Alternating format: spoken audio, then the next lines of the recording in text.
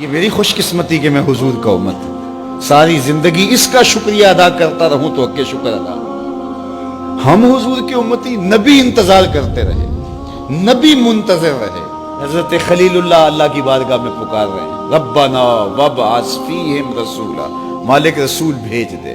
کوئی کہتا ہے لیسا بفظ ولا بغلظ, وہ ترشرو نہیں ہوگا, سخت مزاج نہیں ہوگا, ماتھے پہ شکنے لانے والا نہیں ہوگا, وہ پیار بانٹنے والا ہوگا. بس وہ آیا جا رہا.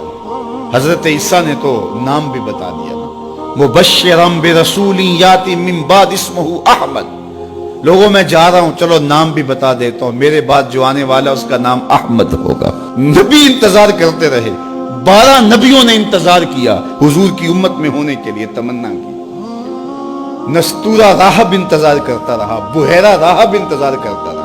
شب ہجر کی سختیاں کوئی اس سے جا کے پوچھے, تیری راہ تکتے تکتے جسے صبح ہو گئی. زندگیاں گزار دی انہوں نے. سلمان فارسی کی کہانی سن لو, مجوسی کے بیٹے تھے, حق کی طلب میں نکلے, باپ نے گھر سے نکال دیا. ایک پادری کے پاس جا کے رکے, زندگی بھر اس کی نوکری کی. جب اس کا آخری وقت آیا, اس نے کہا میری تدفین کے بعد غموریا چلے جانا, وہاں کا پادری خدا رسیدہ ہے, تجھے اس سے کچھ مل جائے گا. کہتے میں وہاں سے غموریا آ گیا. پھر اس پادری کی ساری زندگی خدمت کی. جب وہ مرنے لگا تو اس نے کہا کوئی ایسا شخص نہیں ہے جس کے پاس اب میں تجھے بھیجوں, لیکن نبی آخر الزمان کے ظہور کے لمحے آ گئے. تو یہاں سے یثرب چلا جا, وہ اس نبی کی ہجرت گاہ ہوگی. تیری زندگی سنور جائے گی, تو نے بڑی محنت کی ہے, بڑی نوکری کی ہے میری. کہتے میں نے اس کو کہا کہیں ایسا نہ ہو میں دھوکہ کھا جو مجھے کوئی نشانی بتا دے. اس نے کہا 3 نشانیاں ہیں, ایک صدقہ نہیں لے گا, دوسرا ہدیہ رد نہیں کرے گا, تیسرا 2 کندھوں کے درمیان مہر نبوت ہو. کہتے ہیں میں نے اس کی تدفین کی. یثرب کی جانب جاتے ہوئے ایک قافلے میں شامل ہو گیا. انہوں نے مجھے پکڑ کے اپنا غلام بنا لیا, لیکن میرے پہ مہربانی یہ کی کہ مجھے بیچا جا کے مدینے میں. ایک یہودی نے مجھے خرید لیا. میں اس کے باغ میں گوڈی کرتا تھا, کام کرتا تھا, کھجوریں توڑتا تھا, لیکن میں انتظار میں تھا کہ کبھی وہ نبی آخر الزمان آئے تو مجھے دید ہو. کبھی عرش پر, کبھی فرش پر, کبھی ان کے در, کبھی در بدر. غم عاشقی تیرا شکریہ, میں کہاں کہاں سے گزر گیا.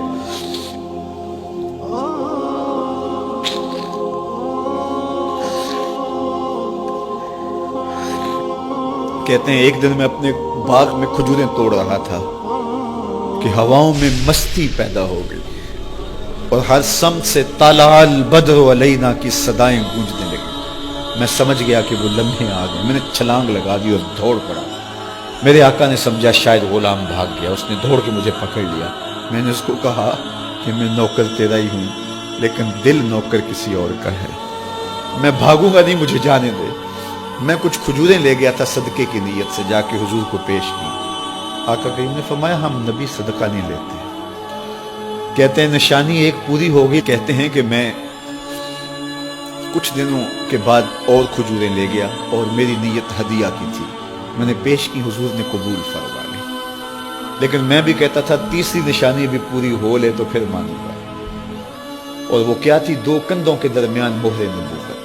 کہتے ہیں ایک دن حضور میرے باغ میں آئے, اور آقا کریم نے اپنے مبارک کندھے پہ چادر رکھی ہوئی تھی, اور چادر کی اوٹ میں مہر نبوت چھپی ہوئی تھی.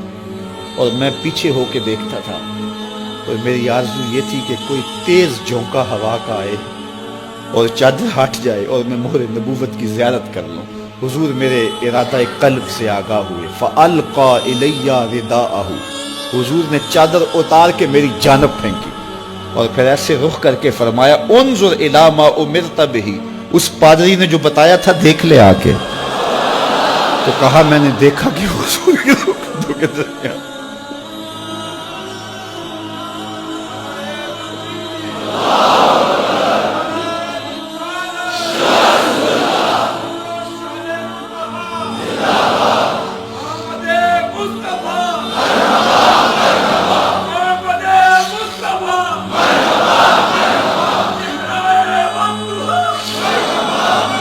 شب ہجر کی سختیاں کوئی اس سے جا کے پوچھے, تیری راہ تکتے تکتے جسے صبح ہو گئی.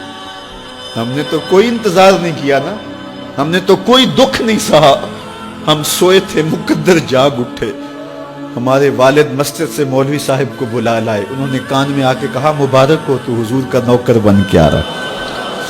میرے والد گرامی ایک شعر جھوم کے پڑھا کرتے تھے, محمد جانے جانا ہے پیغمبر ہو تو ایسا ہو, رسولوں کی بشارت سے مبشر ہو تو ایسا ہو, امر توقیر کا سب کو موکر ہو تو ایسا ہو, کیا ہم کو غلام ان کا مقدر ہو تو ایسا ہو. میں اپنے مقدر پہ قربان نہ جاؤں, آپ اپنے مقدر پہ نثار نہ جائیں. ہمیں وہ نبی ملا جو نبیوں کا نبی ہے.